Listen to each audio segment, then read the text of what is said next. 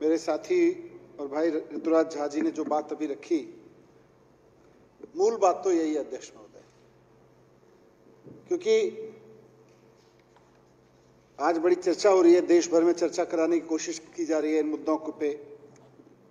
तो बात सिर्फ इतनी सी है कि इनको कश्मीर फाइल से प्यार है और हम कश्मीरियों की बात कर रहे हैं। बात कश्मीर फाइल पे होती तो यहां खूब चीख चिल्ला रहे होते, फाइलें उछाल रहे होते। अब बात कश्मीरियों की आ गई है तो उठ के भाग गए हैं, क्योंकि बात यह है कि उसका जवाब नहीं दे सकते जो ऋतुराज ने बात की है।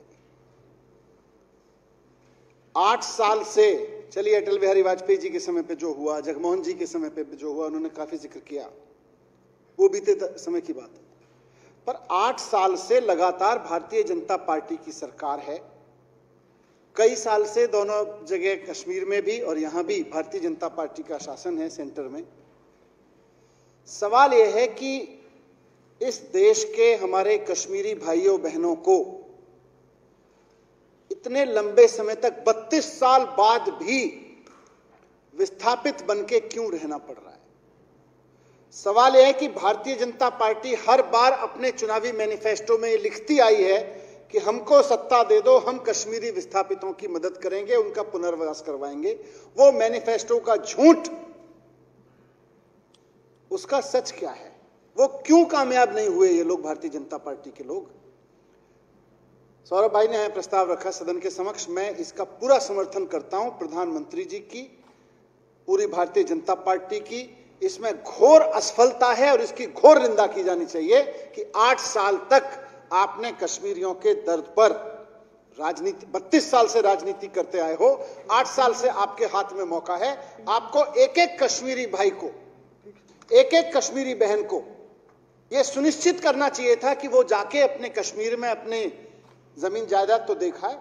हो सकता है कहीं भी अध्यक्ष महोदय 32 साल तक हम रहने लगते हैं तो बहुत सारे लोग विस्थापन के क्रम में रहने का मन बना लेते हैं। आज जो दिल्ली में रह रहे हैं, नोएडा में रह रहे हैं, मैं सैकड़ों ऐसे परिवार मेरे मित्र हैं जो दिल्ली और नोएडा में रह रहे हैं और व्यक्तिगत मित्र हैं, राजनीति में आने से पहले मेरे मित्र हैं। आज बहुत सारे लोग हो सकता है कह दें कि भाई हम तो दिल्ली के हैं, हम नहीं जाना चाहेंगे, लेकिन फिर भी उनके दर्द मैं जानता हूं।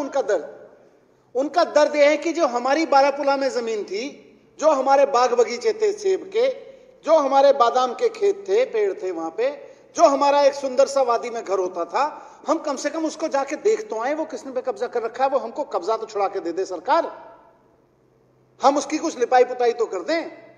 हम कम से कम ये तो कह दें अपनी तीसरी पीढ़ी को, 32 साल में तीसरी पीढ़ी खड़ी है, हम अपने बच्चों की उंगली पकड़ के दिखा तो आए कि कभी हम इस घर में पैदा हुए थे। इतनी व्यवस्था तो कर दें नरेंद्र मोदी जी और भारतीय जनता पार्टी। 8 साल से सरकार में है। आज कश्मीरी क्या चाह रहा है? 32 साल से अपने देश में विस्थापित होकर दर्द झेल रहा है। वो ये चाह रहा है कि भाई 32 साल से उसको दुख हुआ तो हमेशा दिल्ली ने मदद की है, अलग अलग राज्यों में जहां जहां वो गए वहां से उनको मदद मिली है कि हमें फौरी तौर पे हम विस्थापित होकर आए, हमें मदद मिले। दिल्ली सरकार भी 3250 रुपए प्रति व्यक्ति लगातार दे रही है। एक परिवार में अगर 4 लोग हैं तो चारों लोगों को 3250 रुपए मिल रहा है। लेकिन वो तो एक अलग चीज है।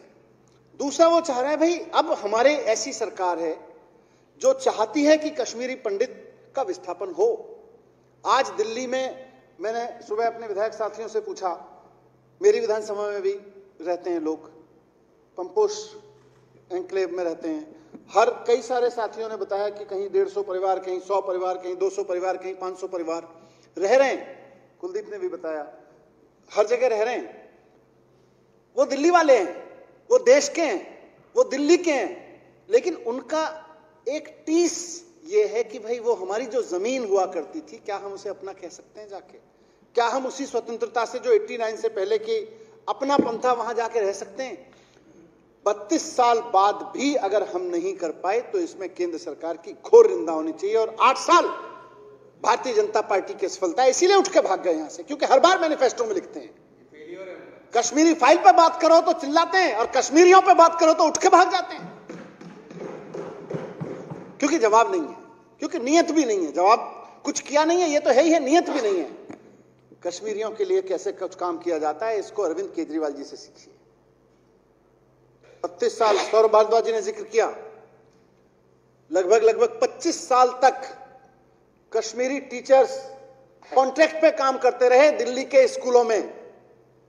भारतीय जनता पार्टी की सरकार थी, 93 से लेके 98 तक भी रही, उसके बाद कांग्रेस की सरकार रही। एक साल अरुण जेटली जी ने बजट भी रखा दिल्ली की तरफ से, इनका बीजेपी का ही शासन रहा एक साल, लेकिन उसके बावजूद उन कश्मीरी टीचर्स को परमानेंट करने की इन्होंने फाइल तक नहीं चलाई और कश्मीरी टीचर्स धक्के खाते रहे। बहनें हमारी धक्के खाती रही। मिसेस रैना, मैं जानता हूं, मुझे अभी भी शक्ल याद है उनकी, रोने लगी, बोली हमने एक तो अपना घर छोड़ा, जमीन छोड़ी, इतने अच्छे स्वर्ग में रहते थे, उस स्वर्ग को छोड़ के हम आए और उसके बाद हमारे साथ ऐसा सौतेला व्यवहार कर रही है सरकार। बीजेपी के नेता मिलते तक नहीं थे उनसे, कश्मीरी टीचर्स से। उनको एक मीटिंग में सौरभ भारद्वाज जी मेरे पास में लेके आए थे, मैंने माननीय मुख्यमंत्री जी से जिक्र किया कि इस तरह से मेरे पास में करीब एक रिप्रेजेंटेशन लेके 25-30 टीचर्स आए हैं, उसमें से कम उस वक्त 250 के करीब टीचर्स की बात थी कि 250 टीचर्स के करीब हैं। तुरंत एक शब्द सुन के मुख्यमंत्री जी ने कहा कि ये इनके साथ अन्याय हो रहा है, तुरंत इनको परमानेंट करने की व्यवस्था की और तुरंत बहुत हाईवे स्पीड से सारे के सारे कश्मीरी टीचर्स तो दिल्ली के सरकारी स्कूलों में 25 साल से धक्के खा रहे थे परमानेंट होने के लिए, तुरंत 233 संख्या थी उनकी, 233 के 233, 25 साल से जो कश्मीरी दर्द झेल रहा था, विस्थापित होकर दिल्ली में और कॉन्ट्रैक्ट की नौकरी कर रहा था और कभी भी उसको हटा दिया जाता था, उसकी सेवा करना हमारी राजनीति है। तुम्हारी राजनीति जो है उस पर 200 करोड़ कमा लिया और कमा लो। और क्यों धक्के खा रहे थे वो? क्योंकि कश्मीर से आए थे। जैसा ऋतुराज जी ने कहा, अचानक आनन फानन में निर्देश दे दिया गया, छोड़ दो, वादी छोड़ के चले जाओ, घाटी छोड़ के चले जाओ। उनके पास में उस होशो हवास में आगे बढ़ने का अवसर ही नहीं था कि वो अपनी कोई डिग्री उठाते, कोई नौकरी का सर्टिफिकेट उठाते, कोई कागज उठाते घर का। वो तो चल दिए उठा के, 2 कपड़े उठा के, जिसके पास थे, या नहीं भी हो सकता है वैसे ही भाग गए होंगे। किसके पास फुर्सत थी कि कागज लेके आते? और यहां नॉर्मली जो गेस्ट टीचर भी यहां लगते हैं, कॉन्ट्रैक्ट पे लोग लगते हैं, सबके पास में अपने सर्टिफिकेट होते हैं। उनको हमेशा धमकाया जाता था 25 साल तक कि तुम्हारे सर्टिफिकेट दिखाओ, नहीं तो तुम्हें नौकरी से निकाल देंगे। उनका दर्द यह था। और केजरीवाल जी की सरकार ने निर्णय लिया, अरविंद केजरीवाल जी ने, कि ये हमारे भाई बहन हैं, 1989 में 90 में इनके साथ जो हुआ वो इस देश की जिम्मेदारी है कि उस जख्म को मिलके भरा जाए। इसलिए निर्णय लिया कि उसको बिना सर्टिफिकेट के, बिना कुछ पूछे गए, सबको परमानेंट किया गया। मिसेस रैना जिनका जिक्र है वो धन्यवाद देने आई थी और बाद में उन्होंने बहुत अनुरोध किया था, मैं कहीं व्यस्त था, मेरा मन था कि सबके पास जाऊं। एक और जब इनकी बात जिक्र हो रही थी तो एक और मैडम अध्यक्ष महोदय परमानेंट होने के बाद, क्योंकि बहुत लोगों की अलग अलग उम्र थी, रिटायर भी हुए, तो एक टीचर थी वो रिटायर हुई, मैंने उनका नाम कहीं अभी लिखा था यहां पे, मैडम पप्पी कौल, रोहिणी में रहती थी। मैडम पप्पी कौल रिटायर हुई और रिटायर होने के कुछ समय बाद मेरे पास आई, करीब 6 महीने बाद, फिर रोने लगी। वो उसमें भी टीम में भी आई थी। तब बोली, भैया आपने, केजरीवाल जी ने हमें परमानेंट कराया था, अब एक नई समस्या आके खड़ी हो गई है। पप्पी कौल मैडम ने मुझे बताया, उन्होंने कहा कि अब सरकार ने हमें परमानेंट तो कर दिया, पर जब हम रिटायर हो गए तो पेंशन देने से मना कर दिए। मैंने कहा क्यों? तो बोली, बाकी कश्मीरी टीचर्स को तो क्योंकि वो परमानेंट हो गए थे तो रिटायर होने के लिए पेंशन मिल रही है, उनको व्यक्तिगत तौर से मैडम पप्पी कौल को नहीं मिल रही थी। क्यों नहीं मिल रही थी? क्योंकि पेंशन देने के लिए भी सर्विस डिपार्टमेंट ने, जिसके कर्ता धर्ता ये लोग हैं, अड़ंगा डाल दिया। बोले पेंशन तो तभी मिलेगी जब आप अपने सर्टिफिकेट दिखाओगी। फिर मैंने माननीय मुख्यमंत्री जी से बात की, मैं ये तो बड़ा अजीब समस्या है। मुख्यमंत्री जी भी बोले कि जिस महिला को हम कहते रहे 3 दशक तक कि हमारे बच्चों को पढ़ाओ, उसने हमारे बच्चे पढ़ा दिए, उससे हमने सेवाएं ले ली, अब जब उसकी सेवाओं के बदले पेंशन देने की बारी आ रही है उस कश्मीरी महिला की, कश्मीरी पंडित महिला की, जिसने विस्थापन झेला, जिसने 25 साल तक हमेशा तलवार झेली कि नौकरी से निकाल देंगे, सरकार ने उसको, केजरीवाल जी ने परमानेंट करा दिया, उसके जख्म थोड़े से भरे होंगे, लेकिन फिर जब उसके पेंशन मिलने की बारी आई तो फिर ये कहते हैं कि नहीं नहीं, उसको पेंशन नहीं दी जा सकती, उसके कागज जमा नहीं है विभाग के पास में, सर्विस रिकॉर्ड में उसके कागज जमा नहीं है। केजरीवाल जी बोले मजाक मत करें, तुरंत निर्देश दें कि एफिडेविट ले लिया जाए कि मेरे कागज बारापूला में जल गए थे, उसी को उसके कागज मान के उसकी पेंशन लागू की जाए। लागू की गई। आज कश्मीरी पंडित यह देख रहा है इस देश की सरकारों से। आज कश्मीरी पंडित परिवार जो दिल्ली में रह रहे हैं, नोएडा में रह रहे हैं, देश के अलग अलग हिस्सों में रह रहे हैं, वो यही चीज देख रहे हैं कि जहां हम रह रहे हैं वहां की सरकारें इस बात को, इस दर्द को समझें कि हम अपना सब कुछ छोड़ के आए थे, हम कागज लेके नौकरी मांगने नहीं आए थे। भिखारी बना के रख दिया इन लोगों ने। और दूसरी चीज वो चाह रहा है, भैया थोड़ा सा तुम्हारी चल रही है, 8 साल हो गए तुम्हारी चलते चलते, अब तो हमें कह दो कि उन सेब के बागानों को देखा हो जाके, उनके सेब हम अपने बच्चों को भी खिला दें। हम भी नोएडा में, पंपोश एन्क्लेव में, पूरी दिल्ली के अलग अलग विधानसभाओं में इतनी सारी रिश्तेदारियां, नए दोस्त बन गए हैं, वो भी कह दें कि लो हमारे बगीचे के बादाम है, हमारे बगीचे के सेब हैं। उनको ये अधिकार तो दे दो, अब 8 साल हो गए तुमको, जाके वो कह सके, जाके रह सके वहां पे, अपने बच्चों को छुट्टियों में ले जाके रह सकें। यही तो चाह रहा है। और तीसरा, अध्यक्ष महोदय, मैं सदन के समक्ष कहना चाहता हूं कि वो ये भी चाह रहा है कि उसने जो दर्द 1989 में, 90 में झेला और तब से लेकर अब तक झेला है, उस दर्द को ये देश महसूस करे।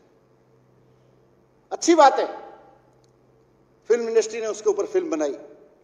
मैं उसकी क्वालिटी पे नहीं जाता, अभी मैंने देखी नहीं क्योंकि मैं बजट में बिजी था। और मैं कह रहा हूं कि बजट से अब जैसे जैसे यहां से सदन पास कर देगा, मैं जाके देखूंगा उस मूवी को। मैं भी देखना चाहता हूं। मैं कश्मीर गया भी हूं, मैंने बहुत अच्छे से देखी, कश्मीरियों का दर्द भी देखा है, कश्मीर को भी देखा, और मैं दोबारा देखना चाहूंगा। कश्मीरी चाहता है कि यह देश उस दर्द को समझे जो कश्मीरियों ने 1989-90 में महसूस किया और जो 25 साल झेला। लेकिन कश्मीरी पंडित ये नहीं चाहता अध्यक्ष महोदय कि उसके दर्द को 200 करोड़ में बेचा जाए। कश्मीरी पंडित ये नहीं चाहता है कि उसके दर्द पे ये भारतीय जनता पार्टी धंधा करके, इनके प्रोड्यूसर और ये लोग मिलकर 200 करोड़ कमाएं, और जब अरविंद केजरीवाल जी कहें कि भैया 200 करोड़ कमा लिए, अब तो यूट्यूब पे डाल के फ्री कर दो। उस पंपोश एन्क्लेव के बाजू में जो झुग्गियां हैं, ये जो त्रिलोकपुरी में और इसमें जो झुग्गियां हैं कोंडली में, वहां झुग्गियों का रहने वाला एक आम हिंदुस्तानी भी तो देख ले कि मेरे कश्मीरियों ने क्या दर्द झेला था, उसको डाल दो यूट्यूब पे, 200 करोड़ कमा लिए ना। और मैं चाहता हूं इस सदन की ओर से, ये तो कश्मीरी चाहता है और मैं भी चाहता हूं कि पूरा देश देखे उस दर्द को।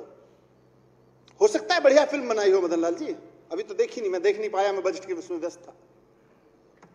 मैं चाहूंगा कि देश कश्मीरियों के दर्द को देखे, लेकिन उस दर्द को देखने की कीमत ये 400-400, 500-500 रुपए के टिकट से ले रहे हैं, उसकी जगह वो फ्री में देखे ना, यूट्यूब पे डाल दो उसको। इस देश का बच्चा बच्चा उस दर्द को देखे और समझे और सोचे कि हमारे लोगों ने क्या गलत किया था। उसका अधिकार है कश्मीरी पंडित का कि ये देश मेरे दर्द को साझा करे। अच्छी बात है फिल्म बनाई, फिल्म बनाने वालों ने बढ़िया काम किया होगा, और थोड़ी बहुत फिल्म के टेक्निकल उसमें कमी भी रह गई हो तो क्या फर्क पड़ता है, बड़ी दर्द उठाया है। उस दर्द की कहानी अगर फिल्म बनाते वक्त कुछ कहा जाता है, कई चीजें फिल्मांकन की जाती हैं, तो मैं तो चाहूंगा कि उसको लोग देखें, ये देश देखे। अब 200 करोड़ कमा लिए, बहुत कमा लिया, अब उस दर्द को यूट्यूब पे फिल्म के रूप में उस फिल्म को डाल दो, पूरा देश देखे। और भारतीय जनता पार्टी से मैं इसलिए रिक्वेस्ट कर रहा हूं क्योंकि इन्होंने खूब प्रचार किया है उस फिल्म का। तो जब प्रचार किया है आपने उस प्रोड्यूसर के लिए उस फिल्म का, तो थोड़ी सी इतनी भी चला लो कि भाई अब 200 करोड़ कमा लिए, अब तो यूट्यूब पे डाल दो। और जब प्रोड्यूसर इनकी इतनी बात मान ही रहा होगा, इनका अपना ही होगा, तो उससे मेरी हाथ जोड़ के भारतीय जनता पार्टी से और उनके माध्यम से उनके प्रोड्यूसर से यह भी विनती है कि भाई देखो बहुत दर्द सहा है, उनके दर्द पे आपने फिल्म बनाई है, अच्छी बात है। मैं भी देखने जाऊंगा, 200-400 रुपए का जो भी टिकट होगा लेके देखने जाऊंगा। मेरे वाले को भी, इनके वाले को भी, इनके वाले को भी, इस देश के लोगों ने कश्मीरी पंडितों का दर्द देखने के लिए जो पैसे दिए, उस 200 करोड़ को इकट्ठा करके उन कश्मीरी पंडितों को दे दो।